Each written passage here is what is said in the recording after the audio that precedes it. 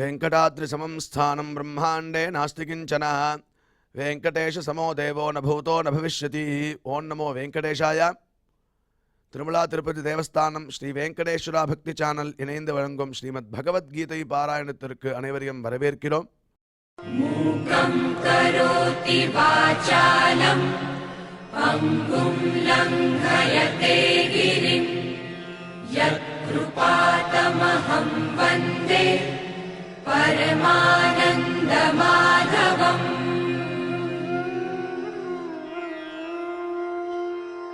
करारविन्देन पदारविन्दम् मुखारविन्दे विनिवेशयन्तम् वटस्य पत्रस्य पुटे शयानम् बालं मुकुन्दम् मनसा स्मरामि.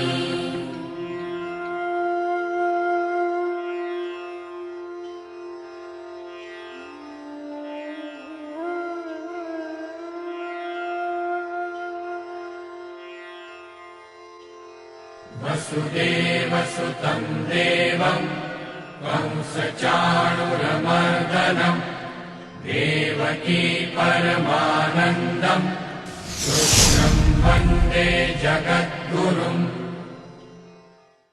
நம்மளுடைய பகவத்கீதையில் ஸ்வாத்தியாயாபியசனஞ்சைவ வாங்மயம் தப உச்சதே என்று பகவான் பிரதிதினம் வாக்ரூபமான ஒரு தபஸை ஸ்வாத்தியாய அபியசனம் செய்வா. இந்த பகவத்கீதை பாராயணம் இத்தியாதிகளை நாம் அத்தியனம் செய்வதாலும் அதை திருப்பி திருப்பி சொல்வதாலும் சில பேருக்கு கற்றுக் கொடுப்பதாலும் அது ஒரு வாங்மயமான தபஸ் அப்படின்னு நம்மளுக்கு உபதேசம் பண்ணிருக்கார். அது உண்டு இல்லாமல் யத சத்யம் யதோ தர்ம யதோ ஹ்ரீரார்ஜவம் யத ததோ பவதி கோவிந்தா யத கிருஷ்ணஸ்ததோ ஜெயா அப்படிங்கிற ஸ்லோகத்தில் எடுத்து பார்க்கும்போதே எந்த இடத்துல சத்தியமும் தர்மமும் ஈஸ்வர விரோதமான காரியத்தில் வெக்கவும் யதா ஹ்ரீஹி ஆர்ஜவம் யதா ஹிருதயத்தில் ஒரு நேர்மை இருக்கோ அந்த இடத்துல கோவிந்தன் அங்கேயே இருக்கானா. அதனால் இந்த குணங்களை நம்ம வளர்த்துக்கணும். சத்தியமாக இருக்கணும், தர்மமாக இருக்கணும், ஈஸ்வர விரோதமான காரியங்களில் வெக்கப்படணும், அதில் ஈடுபடவே கூடாது. அது உண்டு இல்லாமல் ஆர்ஜவம் ஹிருதயத்தில் ஒரு நேர்மை எப்பயும் இருந்ததுன்னா அந்த இடத்துல பகவான் கோவிந்தன் நம்ம கூடயே இருப்பானா. அதனால் என்ன ஆகுதுன்னா யத கிருஷ்ணஸ் ததோ ஜெயா, எங்கே கோவிந்தன் இருக்கானோ அந்த இடத்துல எடுத்த காரியம் எல்லாம் வெற்றியாகிறது அப்படின்னு நம்மளுக்கு சாஸ்திரம் அழகாக நம்மளுடைய குணத்தையும் மேம்படுத்திண்டு பகவத் பிரீத்திகரமான காரியங்களையும் செய்துண்டு தத்வாரா கோவிந்தனை நம்ம கூடயே வச்சுக்கலாம் அப்படின்னு அழகாக சொல்லி கொடுக்கறது. அவ்வாறே இன்றைய பகவத்கீதை பாராயணத்திற்கு முதல்ல ரொம்ப மனோநிலையை சரியாக வச்சுண்டு நம்ம பகவான்கிட்ட ஈடுபடுறதுக்கு முன்னாடி குரு பிரார்த்தனை மற்றும் சங்கல்பத்தோட இன்றைய நிகழ்ச்சியை நாம் துவங்கலாம்.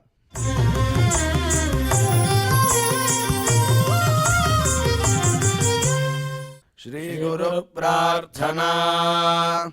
गुरु ब्रह्मा गुरुर्विष्णुर् गुरुर्देवो महेश्वरः गुरुः साक्षात् परं ब्रह्म तस्मै श्री गुरवे नमः.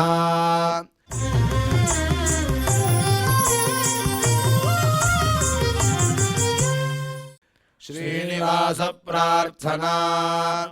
नमः क्षीराब्धिनाथाय वैकुण्ठाचलवासिने मुकुन्दाय नमो नित्यम् आनन्दाय नमो नमः.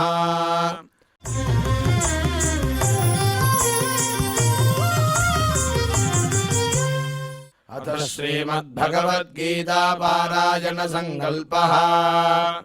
श्रीमदादिवराह क्षेत्रे विराजमानस्य अखिलाण्डकोटि ब्रह्माण्ड नायकस्य श्रीपद्मावती जानेः भगवतः श्रीवेङ्कटेश्वर स्वामिनः दिव्यसन्निधौ जगद्गुरोः श्रीकृष्ण परमात्मनः अनुग्रहेण समस्त प्रपञ्चस्य विशेषतः भारतदेशस्य उत्तरोत्तर शुभसम्पत्समृद्ध्यर्थम् श्रीमद्भारतदेशगत तपस्विजन तपोबलवृद्धिद्वारा समस्तस्यापि मानवसमाजस्य सर्वारिष्टपरिहारार्थम् एतद्देशवासिनां सर्वेषां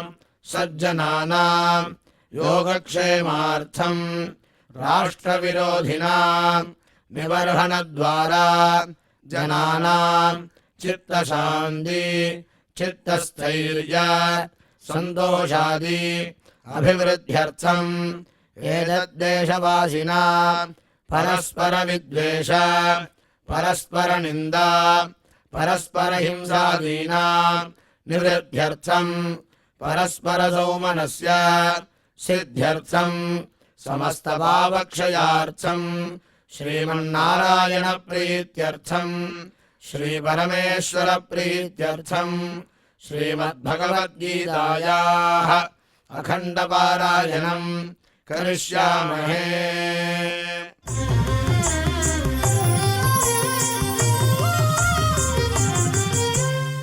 श्रीगीता प्रार्थना श्रीवत्साङ्गम् महोरस्कम् वनमाला विराजितम् शङ्खचक्रधरम् देवम् कृष्णम् वन्दे जगद्गुरुम्।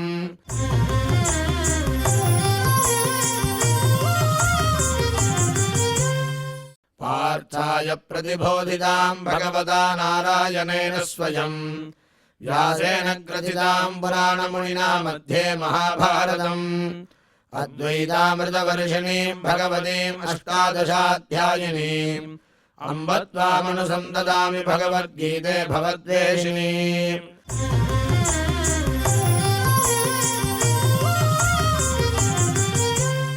श्रीवेदव्यास प्रार्थना व्यासं वसिष्ठनप्तारं शक्तेः पौत्रमकल्मषम् पराशरात्मजं वन्दे सुखदातं तपोनिधिम्। यत्र योगेश्वरः कृष्णो यत्र पार्थो धनुर्धरः तत्र श्रीर्विजयो भूतिर्ध्रुवाणि धर्मधर्मः।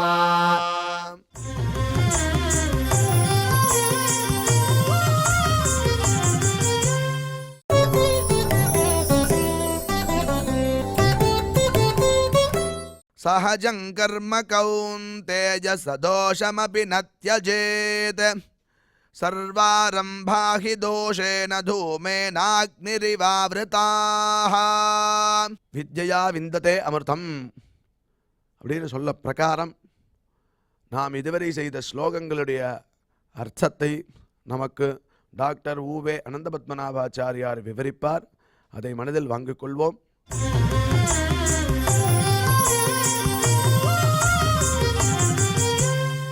सहजं कर्म कौन्तेय सदोषमपि न त्यजेत् सर्वारम्भा हि दोषेण धूमेन अग्निरिवावृताः। ओम नमो भगवते वेंकटेशाय. நான் எப்பொழுதுமே இதை பகவத்கீதையை பற்றி சொல்லும் பொழுது ஒரு வார்த்தை யூஸ் பண்ணுவேன். முதல்ல பகவத்கீதையில் என்ன சொல்லியிருக்குன்னு நீங்கள் பாருங்க, அதுக்கப்புறம் நீங்கள் மேனேஜ்மெண்ட் பிரின்சிபல்ஸ் ஆன் பகவத்கீதான்றதை பார்க்கலாம். ஃபஸ்ட்டு பகவத்கீதை என்ன சொல்கிறதுன்னு நீங்கள் கேளுங்கன்னு சொல்லுவேன். இன்றைக்கி உங்களுக்கு மேனேஜ்மெண்ட் பிரின்சிபலை பற்றி ஒரு சின்ன விஷயம் ஒன்று சொல்ல போகிறேன். ஒரு காரியத்தை செய்யறதுக்காக நம்ம இடத்துல ஒப்படைத்திருக்கிறார்கள். ஆனால் ஏதோ பல சமாதானங்கள் சொல்லி நாம் அந்த காரியத்தை செய்யாமல் இருக்கோம். அதாவது நமக்குள்ளே சமாதானம், அவகிட்ட அதை அட்மிட் பண்ணி தான் ஒன்றும் பிரச்சனையே இல்லை, நாம் அதை சரி பார்த்துக்கலாம், என்ன பெருசாக நம்மளை என்ன பண்ணிட முடியும், எல்லாத்துக்கும் ஒரு அலட்சியம் தானே காரணம் அப்படின்ற மாதிரி நாம் விட்டுறோம். அப்புறம் என்னப்பா, இல்லை சுவாமி அதை இப்படி பண்ணால் அப்படி வரும், அப்படி பண்ணால் அப்படி வரும், இதில் தோஷம் இருக்குது, அதில் கஷ்டம் இருக்குது, இதில் சங்கடம் இருக்குன்னா சரி, இந்த காரியத்தில் பிரச்சனைகள் இருக்குது, தோஷம் சம்பவிக்கும், கரெக்டு. நீ ஒன்று மனோரத்தம் வச்சிருக்கியோ இல்லையோ, நீ ஒரு காரியம் பண்ணலாம், நான் இப்படி இருக்கேன், நான் அப்படி பண்ண போகிறேன், எப்படி பண்ண போகிறேன், நீ ஒரு மனோரத்தம் பண்ணியிருக்கியோ இல்லையோ, டிசைட் பண்ணியிருக்கியோ இல்லையோ, அதில் தோஷமே கிடையாதா? அதில் தோஷம் சம்பவிக்கிறதுக்கு வாய்ப்பே இல்லையா? ஆராய்ந்து பாரு. அதில் தோஷம் சம்பவிக்கவே சம்பவிக்காதா? நல்லா சம்பவிக்கும். நீ எதை செய்தாலும் அதில் குறை என்பது ஏற்படத்தான் போகிறது. எதை செய்தாலும் அதில் ஒரு குறை உண்டாகத்தான் போகிறது. அதற்கு நாம் என்ன பண்ணலாம்னா, நமக்குன்னு விதிக்கப்பட்ட காரியங்களை பண்ணி அதில் குறை இருந்தால் அதை சரியாக கரெக்டாக அட்ஜஸ்ட் பண்ணி சரி பண்ணி அந்த குறையை நிவர்த்தி பண்ணிட்டு போயிடலாமே. இல்லை நான் இதை பண்ணினா எனக்கு குறை வரும், அதுக்காக நானாக ஒன்று டிசைட் பண்ணி பண்ணுறேன்னா, சுவாமி நாமளா ஒன்று தீர்மானித்து செயல்படுவதற்கு நமக்கு தொப்பு இல்லைன்றதுனால தானே நமக்குன்னு ஒரு வழிகாட்டி வச்சிருக்கான் பெருமாள்.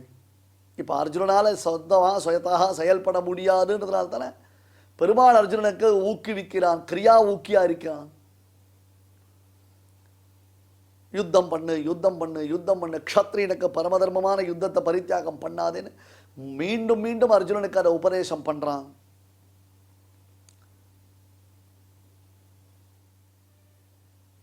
உட்கார்ந்த வாரத்திலே நான் ஒரு காரியம் பண்றேன் அப்படின்னா அதுல தோஷத்துக்கு பிரசக்தியே இல்லையா? எதை செய்தாலும் தோஷத்திற்கு பிரசக்தி உண்டு எனில், சொல்லும் காரியத்தை செய்து அதில் தோஷம் ஏற்பட்டால் கூட அதற்குரிய கர்மாக்களை செய்து அல்லது அதற்குரிய பரிகாரங்களை செய்து அந்த தோஷத்தை நிவர்த்தித்துக் கொள்ளலாமே தவிர்த்து, நான் ஒன்றை தீர்மானித்து அதில் தோஷம் இருக்காது, நான் அதை செய்தால் எனக்கு அது சௌக்கியமாக இருக்கும், அதை எனக்கு செய்தால் சுகமாக இருக்கும் என்று நினைத்து செயல்பட்டோமையானால் நிச்சயம் நமக்கு அது காரியகரமாக ஆகாது. தோஷம் இல்லாதது என்ன? அதெல்லாம் பிராட்டியினுடைய வாக்கியம். ந கஷ்டின் அபராத்தியதி. உலகத்தில் யார் தான் தப்பு பண்ணல சுவாமி, ஆளாளுக்கு ஒவ்வொரு ஆஸ்பெக்டில் ஒவ்வொரு சந்தர்ப்பத்தில் தப்பு பண்ணிட்டு தான் இருக்கா, பண்ணியிருக்கா. அதுக்காக நாம் எல்லாத்தையும் தோஷம்னு சொல்லிட்டு இருக்க முடியுமா? அப்படிதான் இருக்கும். அதை பார்த்துக்க வேண்டியது, இதை பார்த்துக்க வேண்டியது பிராட்டியினுடைய திருவாக்கு. ந கஷ்டின் அபராத்தியதின்னு. சகஜம் கர்ம கௌந்தேய சதோஷமபி ந த்யஜேத். கீழே 4வது அத்தியாயத்தில் கர்மயோகத்தின் உட்பிரிவுகளை அருளி செய்தான் பெருமாள். விசேஷமாக அந்த கர்மயோகத்தினுடைய உட்பிரிவுகள், தெய்வமேவா பரே யஜ்ஞம் யோகினः பர்யுபாசதே, பிரம்மாக்னௌ அபரே யஜ்ஞம் யஜ்ஞேனைவோபஜுஹ்வதி, ஸ்ரோத்ராதீனி இந்திரியாண்யன்யே சம்யமாக்னிஷு ஜுஹ்வதி, சப்தாதீன் விஷயான்யன்யே இந்திரியாக்னிஷு ஜுஹ்வதி என்று ஆரம்பித்து கர்மயோகத்தை பற்றி பலவிதமாக சொல்லி அந்த கர்மயோகத்தின் உட்பிரிவுகளை விளக்கமாக சொன்னான். 4வது அத்தியாயத்தில் சொன்ன விஷயம் இது. சரி, அந்த உட்பிரிவுகளில் தபஸு, யஜ்ஞம், தானம் இதெல்லாம் நமக்கு தேகத்தில் ஒரு அசதியை உண்டு செய்யக்கூடிய கர்மாக்கள், காரியங்கள். ஒரு மாதிரி டயர்டாகிடுறது. ஐயோ நம்ம போர் அடிக்கிறார் இவர், எப்போ பார்த்தாலும் இதை பண்ண சொல்கிறாரு. அப்புறம் நமக்கு டைம் வேஸ்ட் ஆகுது, சில சமயத்தில் பணம் வேஸ்ட் ஆகுது. அசதி ஒரு பக்கம், ஒரு பக்கம் பணச்செலவுன்றது ஏற்படும். இன்னொருத்தருடைய சப்போர்ட் வேறு தேவைப்படும். ஆமாம், ஒரு யாகம் பண்ணுறோன்னா 10 ரித்துக்குகளை கூப்பிட வேண்டாமா? 10 சுவாமிகளை கூப்பிடணும், உலகத்திற்கு ததியாராதனை பண்ணணும், எல்லோரும் வரவா போகிறவாளுக்கெல்லாம் சாப்பாடு போடணும், கவனிக்கணும், உபச்சாரம் பண்ணணும். இவ்வளோ 10 வாரத்தில் நாம் கவனித்தாலும், கஷ்டப்பட்டு நாம் கவனித்தாலும் அவளை தோஷம் சொல்லிட்டு போயிடுவா. இப்படி எத்தனையோ இருக்குது அது பின்னாடியில், எவ்வளோ விஷயங்கள் இருக்குது. என்ன பண்ணுறது? பார்த்தான், இதெல்லாம் வேண்டா சுவாமி, இந்திரிய வியாபார ரூபமான இந்த காரியங்களை செய்வதை காட்டிலும் இந்திரிய உபரத்தி ரூபமான காரியங்களை செய்தோமே நிம்மதியாக இருக்கலாம் இல்லையோ? யாருடைய சப்போர்ட்டும் தேவையில்லை, யாரும் எனக்கு ஒன்றும் ஒத்தாசை பண்ணணும்னு அவசியம் இல்லை. இது இப்படி பண்ணலாமா, அது அப்படி பண்ணலாமா, இது இந்த மாதிரி பண்ணலாமா, அது அந்த மாதிரி பண்ணலாமா, ஒப்பீனியன் வேறு கேட்கணும், அவளுக்கிட்ட தெரிஞ்சுக்கணும். சைலண்ட்டாக நான் பாட்டுக்கு ஞான யோகம் பண்ணுறேன், நான் பாட்டுக்கு உட்காந்து என்னுடைய ஞானத்தை தியானம் பண்ணி நான் ஞான யோகத்தை அபிவிருத்தி பண்ணிக்கிறேன். அப்படி நான் ஞான யோகத்தை செய்ய ஆரம்பிச்சுட்டேன்னா எனக்கு யாருடைய துணையும் தேவையில்லை, இந்திரிய பிரவൃத்திகள் தேவையில்லை, நிறைய சிந்தனைகள் உண்டாகாது, குறிப்பாக பணச்செலவுன்றது எனக்கு கிடையவே கிடையாது. ஆகையால் நான் தியானம், ஞானம், ஞான யோகம், என் ஆத்மாவை நானே பார்க்க உட்காந்துக்கிறேன், என் ஆத்மாவை நானே தியானம் பண்ணிக்கிறேன். அப்படியா? நீ வாய் மூடிட்டா உனக்கு இதெல்லாம் சித்திச்சிரும், வாய் மூடிட்டா உனக்கு இதெல்லாம் கிடச்சிரும்ல, நீ நினச்சதெல்லாம் உனக்கு சாதிக்கலாம்னு நினச்சிட்டு இருக்கல்ல, போடா முட்டாள். ஞான யோகம் எவ்வளோ கஷ்டமானது தெரியுமா உனக்கு? ஞான யோகத்தில் எவ்வளோ ப்ராப்ளம்ஸ் இருக்குது தெரியுமா உனக்கு? கர்மயோகமாவது சுவாமி நான் உங்களுக்குலாம் 1000 ரூபா தட்சணை கொடுக்கணும்னு நினச்சேன், என்னால் சம்பாதிக்க முடியல, மன்னிக்கணும், 50 ரூபா தான் தட்சணை பண்ண முடிஞ்சுது, மன்னிச்சிருக்கோம், அடுத்த தடவை நான் நிறைய பண்ணுறேன்ற மாதிரி ஏதாவது சொல்லிட்டு விட்டுடலாம், பெருசாக பாபம் ஏற்படாது. ஆனால் ஞான யோகம் செய்யறேன்னு ஆரம்பிச்சுட்டியான அதில் தப்பு வந்தால் என்ன பண்ணுறது? சகசிரநாமம் சொல்கிறோம், சகசிரநாமம் சொல்லச்சே சகசிரநாமத்தினோட சில தோஷங்கள் சம்பவிக்கிறது. அப்போ அந்த சகசிரநாமத்தில் சம்பவித்த தோஷங்கள் நமக்கு தட்டாமல் இருப்பதற்காக ஒரு ஸ்லோகம் சொல்லி பகவானை பிரார்த்திக்கிறோம். இரக்ஷர பரபிரஷ்டம் மாத்ராஹீனம் தயத் பவேத் என்னும் ஸ்லோகத்தை சொல்லி பிரார்த்திக்கிறோம். இப்பொழுது இந்த ஸ்லோகத்தை நாம் தப்பாக சொன்னோன்னா அதுக்கு என்ன பிராயசித்தம் பண்ணுவோம்? அதுக்கு ஒரு தப்பு வந்துன்னா அதுக்கு என்ன பிராயசித்தம் பண்ணுவோம்? அதுக்கு ஒரு தப்பு வந்துன்னா அதுக்கு என்ன பிராயசித்தம் பண்ணுவோம்? கடைசியில் பிராயசித்தை தான் பண்ணிட்டு போவே தவிர்த்து மெயில் காரியம் நம்மளால் பண்ணவே முடியாது இல்லையா? ஆனால் தோஷம் எதில் தான் வராது, எதில் தான் உனக்கு சமங்கள் ஏற்படாது. இது ரொம்ப சௌக்கியம், நான் ஈஸியாக பண்ணிடலாம், நான் பாட்டுக்கு ஒரு மூலையில் ஏதாவது உட்காந்து குட்டிச்ச ஒரு மூலையில் போய் உட்காந்துட்டு தியானம் பண்ணுறேன்னு சொல்லிட்டா போகிறோம், எனக்கு ஞான யோக சித்தி ஏற்படும்னு யார் சொன்னா அவங்ககிட்ட?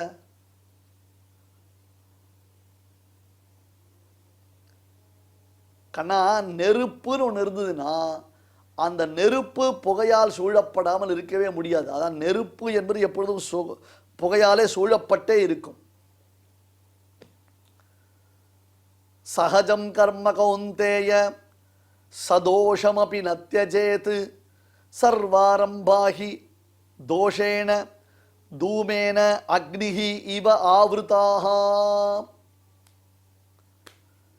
இதெல்லாம் செம இன்ஸ்பிரேஷன் தெரியுமா? எங்கள் ஆச்சாரியன் அவருடைய சதாபிஷேகத்திற்கு முன்பாக பகவத்கீதையை பூர்த்தி பண்ணினார்.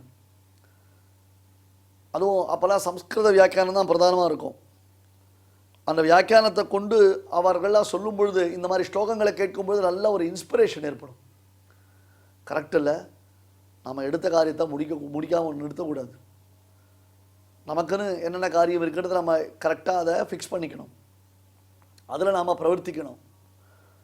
அது பிரவர்த்திக்கும் பொழுது பல தோஷங்கள் ஏற்படலாம். அப்போ பெரியோர்களுடைய துணையும் நாம் பெறணும். பண்ண முடியாது, பண்ண மாட்டேன்றதுக்கோசரம் நாம் சைலண்டாக நகர்ந்துடக்கூடாது.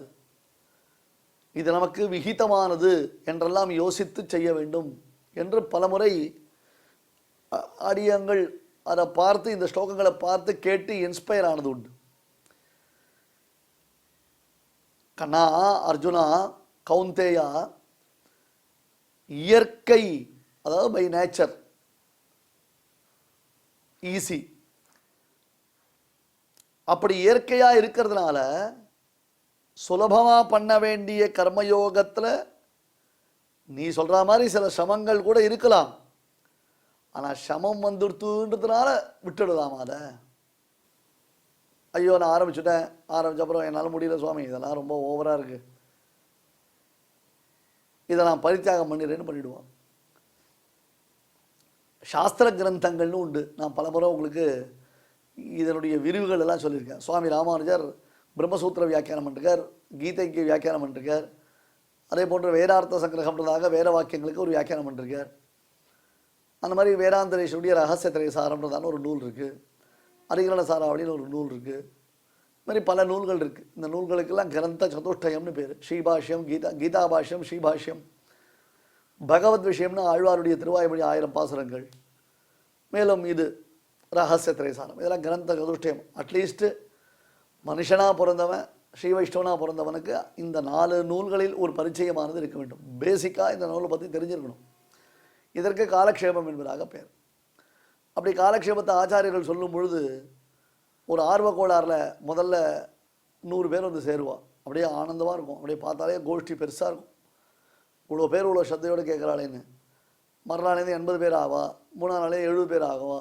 ஒரு மாதம் கழித்து பார்த்தா வாட்ஸ்அப் குரூப்பில் 100 பேர் சேர்ந்துட்டு அந்த வாட்ஸ்அப் குரூப்பில் யாருமே மெசேஜ் கொடுக்காத மாதிரி சைலண்ட்டாக இருக்க மாதிரி இருப்பாள். யாருமே அதை பதில் சொல்லவே மாட்டான். அதுபோல் இவாளும் சைலண்ட் ஆகிடுவான், யாருமே இருக்க மாட்டான். ஒரு 5 பேர் 10 பேர் கூட இருக்க மாட்டான். அதனால் என்ன சொல்லப்படுறது அப்படின்னு கேட்டால், கஷ்டம்ன்றதுனால பரித்தியாகம் பண்ணிட்டு போயிடுவான். என்னமோ நாங்கள் தெரிஞ்சுக்கலான்னு உட்காந்தோம், பொழுது போகலன்னு உட்காந்தோம், நல்ல விஷயம் கேட்கலான்னு உட்காந்தோம், இவ்வளோ டஃப்பாக இருக்கே சுவாமினர். டஃப்புன்றது எப்போ உனக்கு புரியாமல் போனதுனால டஃப்பு. புரியறதுக்கு நீ முதல்ல பிரயத்தனம் பண்ண வேண்டாமா? அதை நீ முதல்ல மனசில் வாங்கிக்க வேண்டாமா? கொஞ்சம் கொஞ்சமாக நீ அந்த மனசில் அபிவிருத்தி பண்ணிக்க வேண்டாமா? ஒரு 2 நாள் கேட்டுட்டு ஜீபும்பா மாதிரி எனக்கு உடனே புரியணும், ட்ராயிங் அப்படின்னா உடனே எனக்கு புரியணும்னா எப்படி புரியும்? அப்பா அர்ஜுனா, இயற்கையானது, ரொம்ப சுபாவமாக பண்ணக்கூடியது, ரொம்ப சிம்பிளாக பண்ணக்கூடியது கர்மயோகம்ன்றது, கர்மானுஷ்டானம்ன்றது சகஜம். ஏன்னா தேக சம்பந்தம் இருப்பவனுக்கு செய்து செய்து பழக்கமாயிடுது. அவன் தேக சம்பந்தத்தினால ஈஸியாக பழகின்ட்டான். பிரகிருதி சம்பந்தம் உடையவனுக்கு கர்ம வாசனைன்றது போகவே போகாது சுவாமி. பிரகிருதி சம்பந்தம் பெற்றவனுக்கு கர்ம வாசனைன்றது போகவே போகாது. ஆகையால் தான் ஒரு விஷயத்தை நம்ம நல்லா கவனித்து பார்க்கணும். ஒரு குழந்தை பிறக்கிறது, பிறந்த உடனே அம்மா கையில் எடுத்துக்கிறா, நேராக அது அம்மாவுடைய திருமார்பில் போய் வாய வைக்கிறதுனா அதுக்கு அது எப்படி தெரியும்? யார் அதுக்கு சொல்லியிருக்கா? அந்த இடத்துல தனக்கு ஆகாரம் கிடைக்கும்ன்றது அந்த குழந்தைக்கு யார் சொல்லி வச்சுருக்கான்னா, அது எத்தனையோ ஜென்மாக்களில் ஏற்பட்டதான பழக்கம். அதுக்கு தான் வாசனான்னு பேர். பெருங்காய டப்பி, எல்ஜி பெருங்காய பவுடர் வந்திருக்கு. அந்த பவுடரில் யூஸ் பண்ணிட்ட, நீ பெருங்காயத்தை யூஸ் பண்ணிட்ட பிறகு அந்த பெருங்காயத்துக்குள்ளே நீ ஏலக்காவை போட்டு பாரு. அதான் பெருங்காயம் காலி ஆகிடுதோ இல்லையோ, டப்பா காலி ஆகிடுதோ இல்லையோ. டப்பாவை நான் வாஷ் பண்ணிட்டேன், தண்ணி குடித்து கூட வாஷ் பண்ணிட்டேன் அப்படின்னு அந்த பெருங்காயத்தில் ஏலக்காய் போட்டு பாரு. அந்த ஏலக்காய் எடுத்து பொடி பண்ணி நாளைக்கு சாயந்தரம் பாலில் சாப்பிட்டு பாரு, பெருங்காய வாசனை வரும். ஏன்னா பெருங்காயத்தினுடையதான நேச்சர் என்னன்னா, அது இல்லை அப்படின்னா கூட அதனுடைய சம்ஸ்காரம் இருக்கும், அதனுடைய வாசனை இருக்கும். அதுபோல் ஜென்மாந்தர வாசனை. இன்றைக்கி நாம் பல காரியங்கள் பண்ணுறதுக்கு ஜென்மாந்தர வாசனை தான் காரணம்.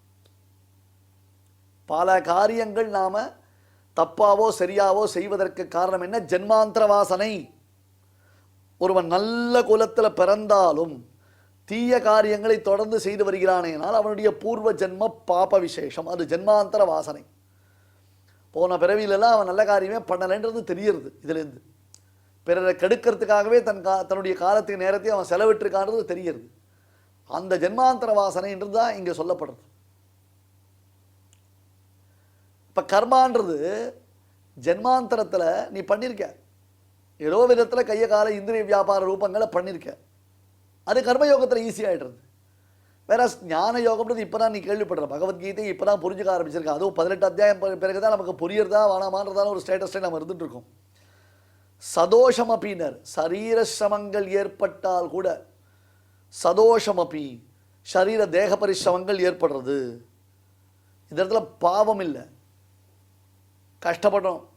ஒரு யாகம் பண்ணணும், ஒரு யஜ்யம் பண்ணணும், ஒரு கர்மயோகம் பண்ணணும் அப்படின்னு கேட்டால் நிறைய திரவியத்தை சம்பாதிக்கணும், பணத்தை சம்பாதிக்கணும். வாயை கட்டி வயிற்றை கட்டி நாம் அந்த பணத்தை சம்பாதிக்கணும். இங்கேயே ஒன்று இருக்கு, இந்த கர்மயோகத்தை பலனில் ஆசை இல்லாதவனாக செய்தானையனால் அது தோஷம் சம்பவித்தால் கூட அவனுக்கு பிரச்சனை இல்லை. இதையே அவன் பலன்ல ஆசையோடு பண்ணினானையானால் இந்த கர்மாக்களை, அந்த ஒருவேளை அந்த கர்மா பாதியில் பூர்த்தியாகாமல் நின்று போயிடுத்துன்னா அப்போ அவனுக்கு பாபம் சம்பவிக்கும், பிரம்மரக்ஷஸா பிறப்பான். இந்த கார்த்திகை கைசிக மகாத்மியம் நேற்று உபன்யாசத்தில் கூட நாம் பார்த்தோம். அந்த கைசிக மகாத்மியத்தை, கௌஷிகி இல்லை அது கைசிகி. கைசிகி என்பது ராகத்தினுடைய பெயர். கௌஷிக ஏகாதசி, கௌஷிக ஏகாதசின்னுவா. கௌஷிகர யாருது? கைசிகி. கைசிகி என்னும் பண் இருக்கட்டும். நம்பாடுவான்றவர் பெருமாளை சேவிக்கிறதுக்காக வர்றார். ஏகாதசி அன்று இரவு ஜாகரண விரதம். ஜாகரண விரதம்னா இரவு முழுக்க முழித்து கொண்டிருந்து பகவானை பாடுவது, நாம சங்கீர்த்தனம் பண்ணுவது. அதனால ஜாகரண விரதம் பண்றார். ஏகாதசி அன்னைக்கு ராத்திரி கிளம்பி திருக்குறுங்குடி நம்பியை சேவிப்பதற்கு. இந்த கதை புராண கதை. அப்போ புராண காலத்தில் ரோட்டில் ஸ்ட்ரீட் லைட் இருக்குமா, ஜிபிஎஸ் இருக்குமா, ஒரு ஊர்லேருந்து ஒரு ஊருக்கு போகிறதுக்கு பைக் வச்சுருப்பாரா, கார் இருக்குமா, என்ன இருக்கும்? நடுநிசி இருட்டு வேலை, வெறும் நிலவு தான். அதுவும் கார்த்திகை மாதம்ன்றது பல சமயம் மழை பெய்யக்கூடிய மாதம். அது அந்த மாதிரி சமயத்தில் இருட்டில் பாத தெரியாது, கீழே பாம்பு போகிறதா பள்ளி போகிறதா பூச்சி போகிறதான்னு கூட தெரியாது, பள்ளமா மேடான்னு தெரியாது, பழகின பாதை வரப்பு பாதை முள்ளு குத்தும், அதில் நம் பாடுவான் வந்துட்டு இருக்க. அந்த சமயத்தில் அவரை ஒரு பிரம்மரக்ஷஸ் வழிமறித்தது. அவன் 2 பேரும் ஒருத்தருக்கு ஒருத்தர் பேசினா. அந்த பிரம்மரக்ஷஸ் உன்னை கொன்று சாப்பிட்டு விட போகிறேன் அப்படின்ட்டு. இல்லை இல்லை நான் போய் பெருமாளை சேவிச்சுட்டு வந்துடுறேன், அப்புறம் நீ என்ன கொன்று சாப்பிடலாம்னு நம்பாடுவான்னு சபதம் பண்ணுறான், பிரதிஜை பண்ணுறான். எல்லாம் போகட்டும், அந்த கதையெல்லாம் நமக்கு இருக்கட்டும். அதில் முக்கியமான ஒரு கதை என்னென்னா, இவர் பிரம்மரக்ஷஸ்லாம் என்ன அர்த்தம்னா, காசு பணத்திற்கு ஆசைப்பட்டு தான் யாகம் பண்ணினோன்னா யஜ்யம் பண்ணினோன்னா நிறைய பேர் தனக்கு பைசா கொடுப்பா அப்படின்னு தான் ஆசைப்பட்டு, அந்த பைசாக்காக ஆசைப்பட்டு யாகத்தை ஆரம்பித்து யாகத்தில் கலந்து கொள்பவர்களுக்கு சரிவர சாப்பாடும் போடாமல், பைசா செலவழிஞ்சிட போகிறது, பணம் செலவழிஞ்சிட போகிறது என்றால் சரிவர சாப்பாடும் போடாமல், யாகத்தில் பங்கெடுத்து கொண்ட ரித்துக்குகளுக்கு முறையான தட்சிணை அளிக்காமல், தான் மட்டும் பணம் சேர்த்து வைத்துக் கொள்வதில் குறியா இருந்தானே. ஆனால் ஒருத்தன் அவன் என்ன ஆயிடுச்சுன்னா, 4 நாள் யாகம் நடக்கிறது, இந்த தப்புகள்னால அவனுக்கு பெரிய வயிற்றுவலி வந்துடுது. அந்த காலத்தில் சூளை நோய் அப்படின்வான். அதி தீவிரமான வயிற்றுவலி, கடுமையான வயிற்றுவலி அதிகமானதுனால தாங்க முடியாமல் அந்த வயிற்றுவலியில் அவன் செத்து போய்டுறான். யாகம் பூர்த்தி ஆகாமல் போய்டுறது. ஆரம்பித்த யாகத்திற்கு தடங்கல் ஏற்பட்டு அதை பூர்த்தி செய்ய முடியாமல் போன காரணத்தினாலே ஒழுங்கான அந்தன குலத்தில் பிறந்தவன் மறுபடியும் நற்கதியை அடைய முடியாத பயங்கர பிரம்மரக்ஷஸ் ஜென்மத்தில் பிறக்கிறான். இது யாருக்கு? சாமான்யமா பலனில் ஆசை கொண்டு கர்மாக்களை செய்பவர்கள், அந்த கர்மாக்கள் பூர்த்தியாகாமல் போனது என்றால் இந்த அனர்த்தங்கள் அவர்களுக்கு உண்டாகும். ஆனால் இதே கர்மயோகத்தை பகவத் பிரீத்தியர்த்தமாக பகவதாராதனமாக ஒருவன் செய்தானேயானால், நடுவே அவனுக்கு தடங்கல்கள் சம்பவித்தன என்றால் கூட, அல்லது சில காலங்கள் கழித்து விட்டதை மீண்டும் அவன் ஆரம்பிக்க தொடங்கினாலும், இட்டபடை கற்படை, இந்த எக்ஸாம்பிள் சொல்லியாச்சு. இட்டபடை கற்படைனா ஃபவுண்டேஷன். ஒருத்தருக்கு ஒரு கிரவுண்டு கிடச்சிது, கையில் இருக்கிற பணத்தை போட்டு ஃபவுண்டேஷன் போட்டார், பேங்க்கில் லோனுக்கு அப்ளை பண்ணியிருக்கார், பேங்க்கில் லோனு சீக்கிரம் கிடச்சிடும் வீடு கட்டலான்னு வச்சுருந்தார். ஃபவுண்டேஷன் போட்டாச்சு, அஸ்திவாரம் போட்டாச்சு, மேலே வீடு கட்டுறதுக்கு கையில் பைசா இல்லை. அவன் எதிர்பார்த்தபடி பேங்க்லேருந்து லோன் அவ்வளோ சீக்கிரம் சேங்ஷன் ஆகலை, ஏதோ சில ப்ராசஸ்லாம் இருந்தது, நிறைய விஷயங்கள்லாம் இருந்தது. இப்படியே ஒரு 8 மாதம் தள்ளி போயிடுச்சு. ஒரு வழியாக பேங்க்லேருந்து பைசா வந்துடுது. பைசா வந்தோடனே மறுபடியும் வீடு கட்ட ஆரம்பிக்கணும். அவர் வீடு கட்டணும்னா என்ன பண்ணுவார்? கடைக்கால் போட்டிருக்காரு ஏற்கனவே. அப்போ கடைக்கால்லேருந்து மேலே ஆரம்பிப்பாரா, இல்லை மறுபடியும் கடைக்காலை தோண்டி ஆரம்பிப்பாரா? அவசியம் இல்லையே. ஏன்னா கடைக்கால் போட்டாச்சே, அது மேலே கன்ஸ்ட்ரக்ட் பண்ணால் போகிறோமோ இல்லையோ, கீழே திருப்பி தோன்றன்ற அவசியம் இல்லையே. அதே மாதிரி தான், that's a very very same process. அதே ப்ராசஸ், அதை நீங்கள் நல்லா ஞாபகம் வச்சுக்கோங்க. அதே ப்ராசஸ் தான் இங்கேயும் காண்பிக்கப்படுகிறது. இந்த கர்மயோகம்ன்றது பலாபிசந்திரகிதமாக பகவத் பிரீத்தர்த்தமாக பண்ணினியான, அதில் உனக்கு ஏதாவது சின்ன சின்ன மிஸ்டேக்ஸ் ஏற்பட்டாலும், இல்லை அதை விட்டு போனாலும் கூட உனக்கு பிரதிபந்தகம் இல்லை. அதை விட்டுட்டு நீ மாட்டுக்கு நான் சொர்க்கத்துக்காக பலனுக்காக நான் யாகம் பண்ணுறேன் யஜ்ஞம் பண்ணுறேன்னா, அது விட்டு போச்சுன்னா பிரத்யவாயங்கள் உண்டு. நத்யஜேத்து, ஆனால் சாஸ்திரத்தை மோட்சத்தை விரும்புகிறவன் சாஸ்திரம் கூறிய கர்மயோகத்தில் சில சங்கடங்கள் தனக்கு ஏற்படும் என்பதற்காக அதை விடக்கூடாது. இல்லை சுவாமி அவன் எப்படி விடுவானார்? விடுவான்றதுல கேள்வி இல்லை, ஆனால் விடக்கூடாது அப்படின்னா, இங்கே பார்ப்பா, ஞான யோகத்தில் தகுதி பெற்றவனாக இருந்தால் கூட அவன் கர்மயோகத்தை செய்யணும். பக்தி யோகத்தை செய்பவனாக இருந்தால் கூட அவனுக்கு கர்மயோகம்ன்றது உண்டு. அதனால் யாருமே தங்களுக்கு விதிக்கப்பட்ட தர்மானுஷ்டானத்திலிருந்து விலகக்கூடாது. ஏன்னா சர்வாரம்பாக கர்மயோகம் ஞானயோகம் இதில் ரெண்டுத்துலேயே சங்கடங்கள் உண்டு, ரெண்டுமே சிரமம். கர்மயோகத்தை காட்டிலும் ஞான யோகத்தில் கஷ்டம் அதிகம். அதை நீ புரிஞ்சுக்கணும். முதல்ல அவன் என்ன நினச்சுட்டான், இந்திரிய பிரவருத்தி ரூபமான வியாபாரங்கள் பண்ணினா கர்மயோகத்தில் ரொம்ப கஷ்டம் வருதுன்னு நினச்சுட்டான். கர்மயோகத்தை காட்டில் ஞான யோகத்தில் கஷ்டம் அதிகம். ஏன்? ஞான யோகத்தில் உடம்பை வருத்தணும், இந்திரியங்களை வருத்தணும், மனசை வருத்தணும், அந்த கான்சன்ட்ரேஷன் வராது. இப்படி உட்காந்துருவான், ஜபம் பண்ணுறேன்னு அப்படின்வான். என்னவா? மனசு எங்கேயோ இழுக்கிறது, அதை கட்டுப்படுத்த ட்ரை பண்ணுறான். அந்த வர்ச்சுவல் ரியாலிட்டி கண்ணில் ஒரு கிளாஸ் மாட்டின்ட்டா அதுக்கு ஏற்ற மாதிரி ஆடுற மாதிரி இருக்கும் ஒருத்தன். அந்த மாதிரி இவன் உட்காந்து ஜபம் பண்ணுறேன்னு இப்படி உடம்பு ஆட்டிகிட்டு இருப்பான்.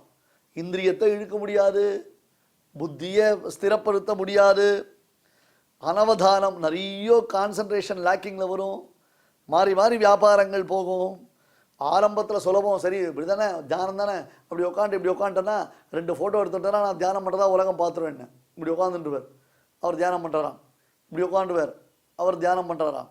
இப்படி உட்காந்துட்டுருவார், அவர் தியானம் பண்ணுறாராம். ஃபோட்டோ தான் ஒழுமை தவிர்த்து தியானம் மத்தியானம் தொத்தியோனம் தான். எப்படி தியானம் வரும்? கர்மயோகத்தில் இருக்கிறதான சௌகரியம் ஞான யோகத்தில் நிச்சயம் கிடையாது. நீ வேணா கேள பாருப்பா, ஞான யோகாதிகாரிகளோட ஏன் கர்மயோகத்தை பண்ணினா? உலகத்தில் நம்மளை பார்த்து 4 பேர் 4 காரியம் பண்ணுவான்னு சொன்னால் அவளுக்கு ஏற்ற மாதிரி நாமளும் நம்ம காரியத்தை மாற்றிக்கணும். நான் புத்தி பேதம் ஜனயேத்தனை மற்றவர்களுக்கு நம்ம நல்ல வழி காண்பிக்கிறவே தவிர்த்து மற்றவர்களுக்கு நம்ம மிஸ்கைட் பண்ணக்கூடாது, அவளை மிஸ்லீட் பண்ணக்கூடாது. அதை புரிஞ்சுண்டு பண்ண அர்ஜுனா. கர்மயோகத்தை விட்டுவிட்டா அவனுக்கு ரொம்ப சந்தோஷம், ஞான யோகம் பண்ணினா தான் விசேஷம். இதை பெருமாள் இதை அர்ஜுனன் 3வது அத்தியாயத்தினுடைய ஆரம்பத்தில் கூட கேட்டான். ஜாயசி சேத் கர்மணஸ்தே மதா புத்திர் ஜனார்த்தன தத்கிம் கர்மணி கோரேமா நியோஜேசி கேசவ வியாமிஸ்ரேணைவ வாக்கியன புத்தி மோகயசீவவே புத்தி மோகயசீவமே தரேகம் வத நிச்சித்து ஏன ஸ்ரேயோகம் அப்படின்னு அங்கேயே கேட்டான். நிறைய கேள்விகள், அதெல்லாம் ஆச்சரியமான கேள்விகள். ஒரு தடவை கேட்டால் புரியாது, 2 தடவை கேட்டால் புரியாது. கேள்வி கேட்டால் இல்லை, உபன்யாசத்தை சொல்கிறேன். அவ்வளோ அழகாக அர்ஜுனன் அந்த கேள்வி கேட்டான். ஜாயசி சேத் கர்மணஸ்தே மதா புத்திர் ஜனார்த்தனா 2வது அத்தியாயத்தில் முதல்ல ஜீவாத்ம விவேச்சனத்தை சொன்னான், தேகாத்ம விவேச்சனம், தேகத்தை காட்டிலும் ஆத்மா வேறுன்னு சொன்னான். அப்புறம் ஆத்மா அழியாது சொன்னான். அப்புறம் தேகம் அழியக்கூடியதுன்னு சொன்னான். அப்புறம் அழியாரதை பற்றி வருத்தப்படக்கூடாது, அழியறதை குறித்தும் வருத்தப்படக்கூடாது அப்படின்னா. அதுக்கப்புறம் பெருமாள் கர்மயோகத்தை சொன்னான். அப்புறம் ஞான யோகத்தை சொன்னான். திருப்பி மறுபடியும் 2வது அத்தியாயத்தை முடிக்கச்சே கர்மயோகத்தில் முடித்தான். உடனே அர்ஜுனனுக்கு ஞான யோகத்தை காட்டில் கர்மயோகம் மட்டம்னு மனசில் வச்சு விட்டான். நாம் பேசாமல் ஞான யோகமே பண்ணலாமேன்னு ஒரு கேள்வி வந்தது. இல்லை, ஞான யோகம் பண்ண முடியாது, எடுத்த உடனே 7வது மாடி கட்டணம்னா முடியாது, ஃபவுண்டேஷன்லேருந்து போய் தான் ஆனன்றதை பெருமாள் நிரூபணம் பண்ணினான். அதே விஷயத்தை தான் இங்கேயும் சொல்கிறான். சகஜம் கர்ம கௌந்தேய சதோஷமபி நத்யஜேத் சர்வாரம்பாஹி தோஷேன தூமேன அக்னிஹி இவ ஆவிருதாக. சர்வாரம்பாஹி தோஷேன தூமேன அக்னிரிவ ஆவிருதாக. எல்லாம் தோஷம்தான். புகை, நெருப்புனா அது புகையை சூழ்ந்து தான் இருக்கும். அது மாதிரி அது கர்மயோகமாக இருக்கட்டும், ஞான யோகமாக இருக்கட்டும், பக்தி யோகமாக இருக்கட்டும், அதில் பிரச்சனைகள் இருக்க தான் இருக்கும். அதுக்கு நீ உனக்கு தெரிஞ்ச கர்மயோகத்தையே பண்ணிவிட்டு அதோடைய பிரச்சனையை சமாளிச்சுட்டு போயேன், பழக்கம் இல்லாத ஞான யோகத்தையோ பக்தி யோகத்தையோ பண்ணுறதுக்கு ஏன் ஆசைப்படுறேன் என்று பகவான் கேட்கிறான். சகஜம் கர்ம கௌந்தேய சதோஷமபி நத்யஜேத் சர்வாரம்பாஹி தோஷேன தூமேன அக்னிரிவாவிருதாக. ஸ்ரீமதே பகவதே பாஷ்யகாராய நமஹ. இப்பொழுது அடியான் சொல்றதை எல்லாரும் திருப்பி சொல்லுங்க. சஹஜம் கர்ம கௌந்தேய சஹஜம் கர்ம கௌந்தேய சதோஷமபி நத்யஜேத் சதோஷமபி நத்யஜேத் சர்வாரம்பாஹி தோஷேன சர்வாரம்பாஹி தோஷேன தூமேனாக்னிரிவாவ்ருதாः தூமேனாக்னிரிவாவ்ருதாः. இப்பொழுது நாம் அனைவரும் சேர்ந்து பாராயணம் செய்யலாம். சஹஜம் கர்ம கௌந்தேய சதோஷமபி நத்யஜேத் சர்வாரம்பாஹி தோஷேன தூமேனாக்னிரிவாவ்ருதாः. தெய்வத்தை ஆராதிக்கும் உன்னதமான வழிகளில் முக்கியமானது பகவன் நாம சங்கீர்த்தனம். அதனால் என்ன ஏற்படுகிறது என்று கேட்கலாம் இல்லையா? புண்ணியம் ஒன்று ஏற்படுகிறது. அது ஒன்று இல்லாமல் பகவானுக்கு பிரீத்தியானது ஏற்படுறது. இதை பற்றி பார்த்தோன்னா கிம் சம்பாத்தியம் மனுஜைஹி அப்படின்னு பகவத் பார்த்தால் பிரஷ்னோத்தர ரத்ன மாளிகா அப்படிங்கிற ஒரு கிரந்தத்தில் கேட்குறார். கிம் சம்பாத்தியம் மனுஜைஹி, மனிதர்களால் எது சம்பாதிக்கப்பட வேண்டியது அந்த கேள்விக்கு பகவத் பாதாலே பதில் சொல்கிறார். வித்யா வித்தம் பலம் யசா புண்ணியம். வித்யா கல்வி, அடுத்தது வித்தம் பணம், பலம் பலம்னா ஆரோக்கியம் வரதுக்கு உண்டான சக்தி, யசா புகழ், அடுத்தது புண்ணியம். நம்ம என்ன நினச்சிட்டு இருக்கோம், பகவான் ஆராதிக்கிறதா இருந்தால் எதுவுமே வேண்டாம் அப்படின்னு நினச்சிட்டு இருக்கோம். அப்படி இல்லை. வெல்த்து ஹெல்த்து இது ரெண்டுமே முக்கியம். ரெண்டுத்தையும் நம்ம வளர்க்கணும். ஒரு சமயத்தில் வெல்த்தையும் வளர்க்கணும், ஹெல்த்தையும் வளர்க்கணும், அதோடு சேர்ந்து ஸ்பிரிச்சுவல் அதையும் வளர்க்கணும். அதாவது ஆன்மீக விஷயமான சமாச்சாரமும் வளரணும், நம்மளே வளர்ந்துட்டுருக்கணும் அப்படிங்கிறது தெரியறது இல்லையா. ஆரோக்கியம் பலம் வளரணும்னா நடக்கணும், குளிக்கணும். குளிக்கிறதுனால 10 விதமான லாபம்னு சொல்கிறார். குணாதிஷ ஸ்நானபரஸ்ய சாதோ. பலம் எப்படி வளரும் அப்படின்னா, குணாதிஷ ஸ்நானபரஸ்ய சாதோ ரூபஞ்ச தேஜா பலஞ்ச சௌச்சம். ரூபம் வளருமா, தேஜஸ் வளரும், பலம் வரும். ரூபஞ்ச தேஜா பலஞ்ச சௌச்சம். 4வது சௌச்சம். சௌச்சம்னா சுத்தி, அந்தःகரண சுத்தி பகிஷுத்தி. அந்தःகரண சுத்தி மானசம் ஸ்நானம் விஷ்ணு சிந்தனம் அப்படின்னு சொன்னோம், ஏற்கனவே பார்த்தோம். அதனால் விஷ்ணு சிந்தனம் பண்ணுறதுனால கோவிந்த கோவிந்த கோவிந்தான்னு குளிக்கணும்.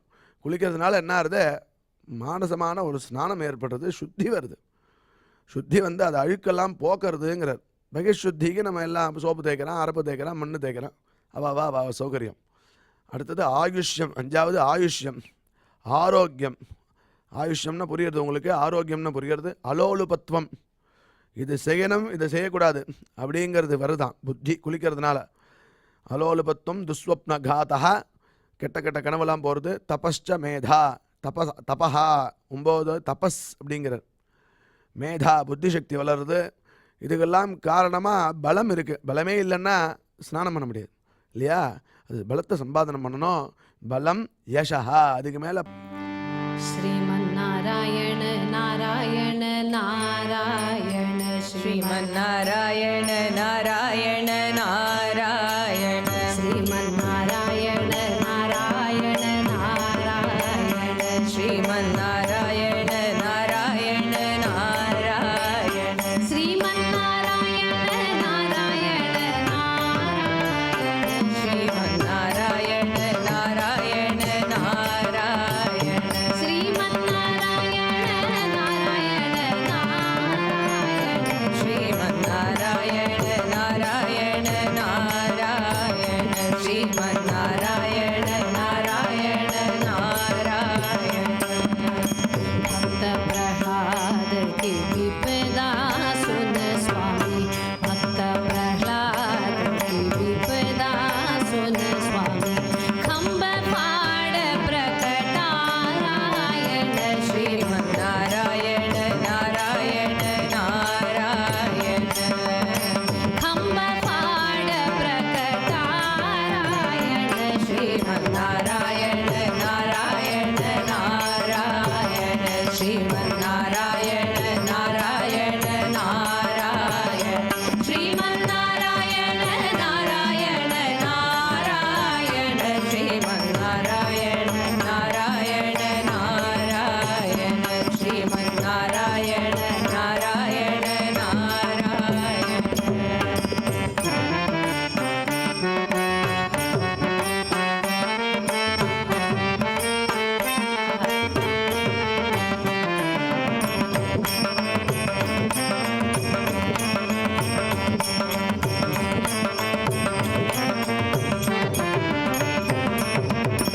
भस्मासुर शंकर प्रकरण स्वामी, भस्मासुर शंकर प्रकरण स्वामी, भस्मासुर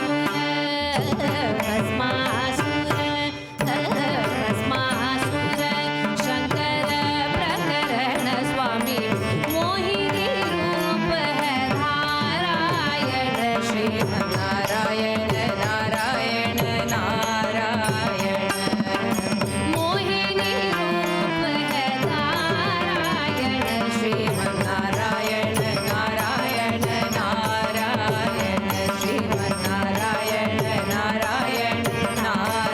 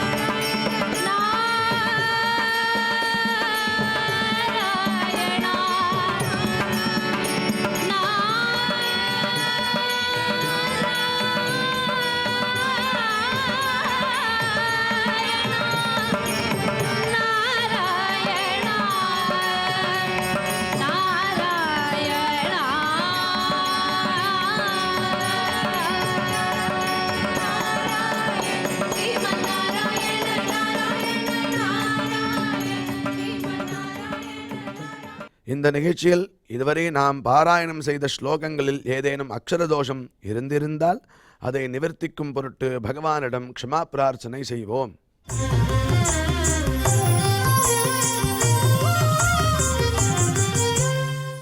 अथ क्षमा प्रार्थना यदक्षरपदभ्रष्टं मात्राहीनं च यद्भवेत् तत्सर्वं क्षम्यतां देव नारायण नमोऽस्तु ते।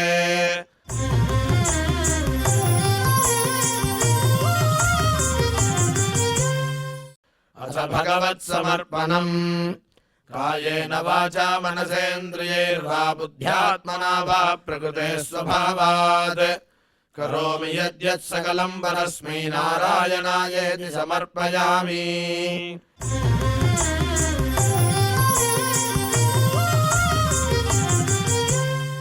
अथ लोकक्षेमं प्रार्थना सर्वे भवन्तु सुखिनः सर्वे सन्तु निरामयाः सर्वे भद्राणि पश्यन्तु मा कश्चित् दुःखभाग् भवेत्.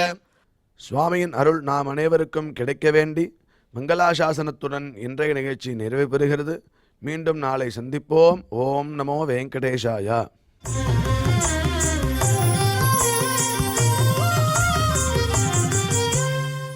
अथ मङ्गलम् श्रियः कान्ताय कल्याणनिधये निधयेऽर्थिनाम् श्रीवेङ्कटनिवासाय श्रीनिवासाय मङ्गलम्.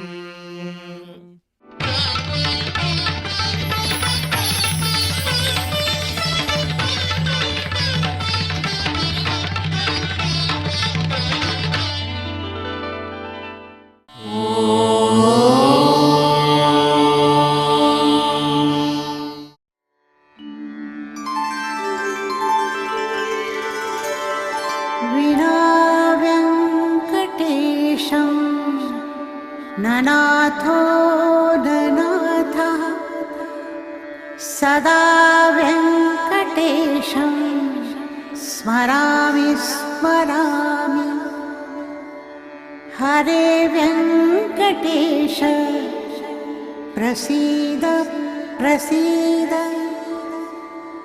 प्रियं वेङ्कटेश प्रयच्छ प्रयच्छ।